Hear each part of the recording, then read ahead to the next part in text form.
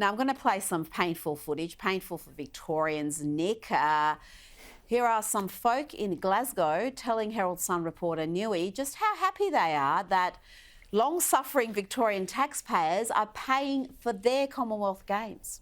We're really excited about the opportunity and happy to welcome people to our city. Yeah. Brought the city together, it's given the place a real buzz. People are been really exciting to have something actually in Scotland rather than us having to travel elsewhere. I think it's very good for the city. Most of that, quite a number of people are going to visit the city. That's bringing foreign incomes. Yeah, I'm sure it'll be great for them. I'm sure it'll be fantastic to have all the tourists and the locals enjoying the Commonwealth Games that we've paid for. Victorians have paid around $600 million in total, and around $200 million of that going to Glasgow to actually hold the Games. The state's not in a good place, Nick. No, it's not. It's as you said at the introduction of the show. It's cold and broke and unbankable, and it's certainly cold. I always find it cold. I see the weather's not been too kind to you down there at the moment, and it's got $156 billion state debt, and that's going to rise to almost $190 billion by 2028. And no wonder, because they keep throwing money around like confetti, and then end up. They decide they didn't want the Games after all, but they've still got to pay money to Scotland. It's disgraceful, and Dan Andrews the mystery to me is anybody ever voted for him, but plainly people down there did. Perhaps the cold gets to their heads or something, but he is what he is, and I just think that we're just desperate for an opposition that can turn itself into a government. Well, I think you just hit the nail on the head there. He got re-elected, not only because he was a skillful politician, but he had no opposition. And I think people look at Victorians like we're some sort of a freak show, but when you've got a completely spineless, principleless, hopeless opposition, then you do have the other side elected quite easily. Now, one of Australia's top property developers, Tim Gurner, has weighed in on Victoria's housing crisis and the dire state of Melbourne. He told the Australian Financial Review that the strong consensus in other states is that Victoria is broke, it's cold, and your property prices don't go up. Why would you invest in Melbourne when there's been next to zero capital growth and the state has a massive debt problem? But Nick, Gurner is supportive of the stamp duty discount being offered by the Jacinta Allen government, saying it would give investors a reason to consider the city again. But I've got to say, I've got to disagree. I think this is an absolute travesty. I wrote about this in today's Herald Sun. The entire scheme seems to be harebrained, these towers they're going to be building along train stations. But just on this stamp duty discount, it's just so unfair on the face of it. A family buying a brand new, modestly priced house and land package out in the suburbs to live in won't qualify for that discount, but you might have someone who's buying a penthouse off the plan for $3 million that they plan to rent out, and they will qualify for the discounts. It seems to be designed just to entice people to buy off-the-plan apartments, something that hasn't been a fantastic investment in recent years, Nick.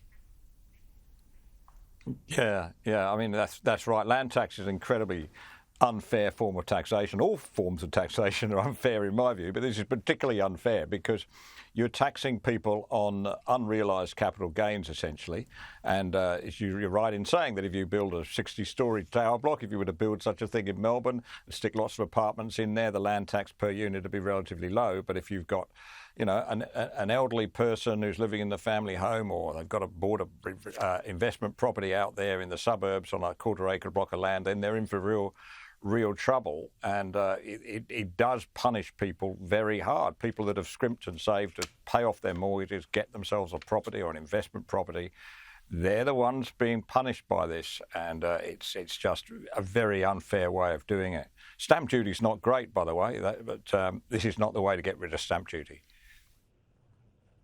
Oh, no. This is just a scheme that they're introducing to make it more attractive to buy off the plan, but it doesn't extend to buying off the plan for a house. It's only really for units, apartments, and they're going to, be building these towers on train stations across Melbourne without consultation, without much of a planning process. So they're going to completely change the character of those suburbs, and the locals who've invested and have got their home as their biggest investment are obviously fairly irate about that. And it's not a surprise, most of those train stations are in Liberal areas, not that there's that many of them left in this city.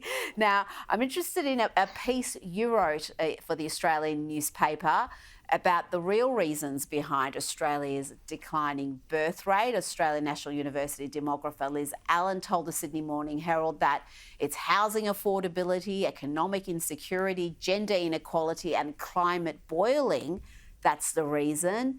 But you point out the birth rate has been falling since 1959, when the average house in Sydney was less than $10,000 in today's money, $182,000 in today's money, $10,000 back then. So what is the real reason behind our birth rate plummeting? Well, serious demographers really can't tell you, because there's so many factors here. It is possible that housing may deter people to some extent from having children, but it's far from the only reason, because when you look at it, this is a trend that's been going on since the late 50s, early 60s in the entire world, right? Even in places like Thailand, they are now way below our birth rate and way below replacement level, even though they had a birth rate of 6 in the 1960s. So everywhere except sub-Saharan Africa, birth rates have fallen off a cliff and are continuing to fall. And so contrary to what the environmentalists have been telling us for the last 50 years, that we're in trouble because there's too many people, the fact is there's too few people. That's a real problem, and there's a problem with obviously a shortage of labour around the world, not just here. And it seems to me extraordinary that so few serious politicians or policymakers have even mentioned this, let alone worked out what we do about it, because we have got to do something about it sooner or later. We can't keep making up for it in immigration. Well, that seems to be the fix, isn't it? That's the Band-Aid method that they have used. We did have a baby for the country under the Howard government, didn't we? We had the baby bonus, and Peter Costello, remember that fantastic picture with him with all the newborn babies? That did work. We saw a bit of a spike there. Yeah, it worked. It like yeah, a spike, but that came off at about 2010. It started to decline again. Yeah. That's it. I do like Hungary's approach. They give a massive lifetime discount to mothers for the number of babies they have. So if you have one child, 25% discount off your income tax for life. If you have 4, forget about income tax. You're not paying it. And that's seen their birth rate skyrocket. They've got a few other measures to boost it as well. So, yes, something to think about. Nick Cater, thanks so much for your time tonight. Thank you, Rita.